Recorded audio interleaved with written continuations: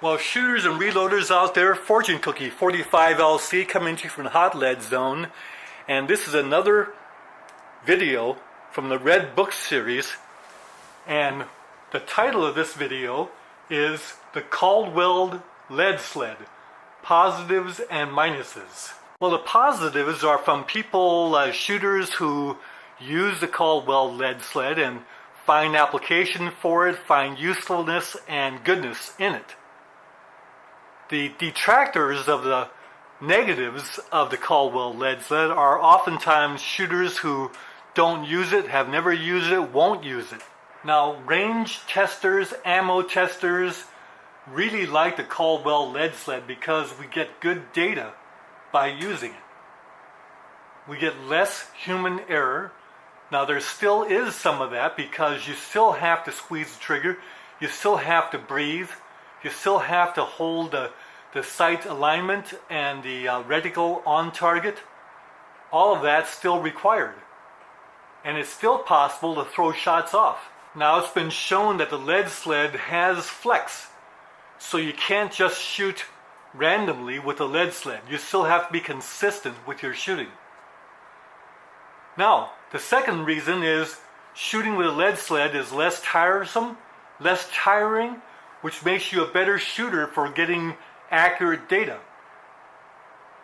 Number 3 is that there's more fun testing with the lead sled because you see good small groups from accurate ammo, and that's very reinforcing. Number 4 is that it's really easy to use. It's not hard at all. Notice that we have the buttstock with a rubberized cloth to help make that even more stable back here. And that makes it more fun. It's fully adjustable and not hard to get on target. It's very good for zeroing a rifle, results in saving of ammunition, and whenever we save ammunition zeroing our rifle, inherently we're going to have more fun. And it's easy to use. And finally, gun protection. When you don't have your guns sitting on the bench at the range, the range benches oftentimes have abrasives on there, and you can damage your rifle. This way it's sitting very securely, not going to move, nothing's going to happen to it, bump it and nothing's going to happen to it. And when it's sitting there, you open the action up and it's easy for the range master to observe it. Now, the detractors are shooters that won't get a lead sled because they see the cost and they don't think it's worth it. Well, there are different models of the lead sled in varying in cost. The original certainly isn't that expensive. This is one step removed from the original, the upgraded version. It's the Plus, and it wasn't that expensive. Certainly the latest one is on the expensive side, but you can buy these things used to save cost or just save your money up. Shooting is a little bit on the expensive side anyway. Hard to find a cheap gun. Number 2 is it's heavy. Well, you know, when we lug a whole bunch of ammo to the range, that's heavy. And we lug a lot of 12 gauge shells to our competitions, that's heavy. All of that, so unfortunately our shooting sports are heavy.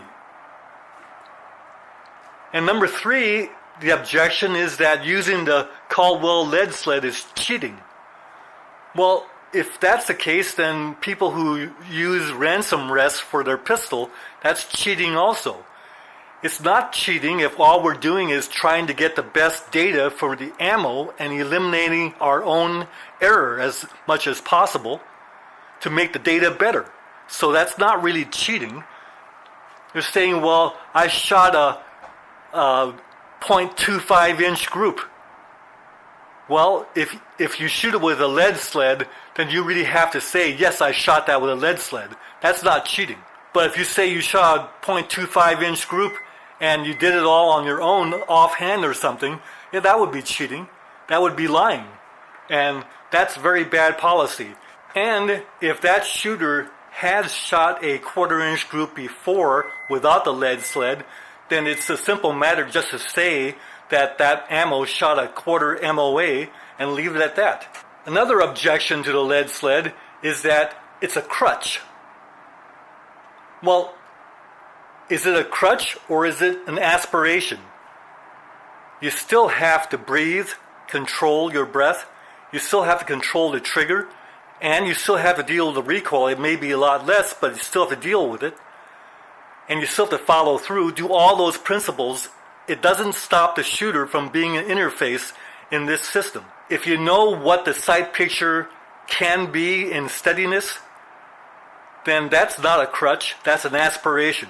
Now finally, there's some claims that using the lead sled causes scope damage because it's unnatural. What you're getting is the recoil is not coming straight back into the shooter. It's kind of doing this kind of thing, and the scopes are being damaged. Well, I've never seen a scope damaged with this unless the scope is a cheap scope that's going to probably break anyway, whether you use a lead sled or not. So you got a good scope, it's not going to be damaged by the lead sled. If the Caldwell lead sled caused scope damage, do you think for one moment that American shooters would put up with that? Because you got a high-priced scope that you really like and the Caldwell lead sled broke it? Think of all the lawsuits and the claims that would go against the Caldwell company because of the breakage of scope tubes. And think of the complaints. Got a broken scope, and you call it in and the scope company comes back with, did you use a Caldwell lead sled? And you answer, well yes I did. And well, no wonder, that's what broke your scope. Well, then the argument would be, well, why didn't your instructions say do not use the Caldwell lead sled? If you don't tell me not to do that, then it's your fault that it broke. So you see all the scope companies put big restrictions on their instructions. Do not use Caldwell lead sled. And then the Caldwell lead sleds would disappear because the company would not sell any of them. And fact of the matter is, Caldwell lead sleds are doing fine. People are buying them. Next time you hear about damage to guns or scopes because of Caldwell lead sled, gotta take that with a grain of salt. Or for that matter, take it with 55 grains of salt. But for those of you out there who think that it might happen, is a very easy fix for that. Let me show you. This is a hand squeezer ball. And it's kind of like the sorbethane or whatever it is that's used in these recoil pads. So in the first place, you got a good recoil pad on your rifle. But you go ahead and just slip. Now it doesn't have to be round like this. It could be, more flat or hand-shaped. But you put that in there.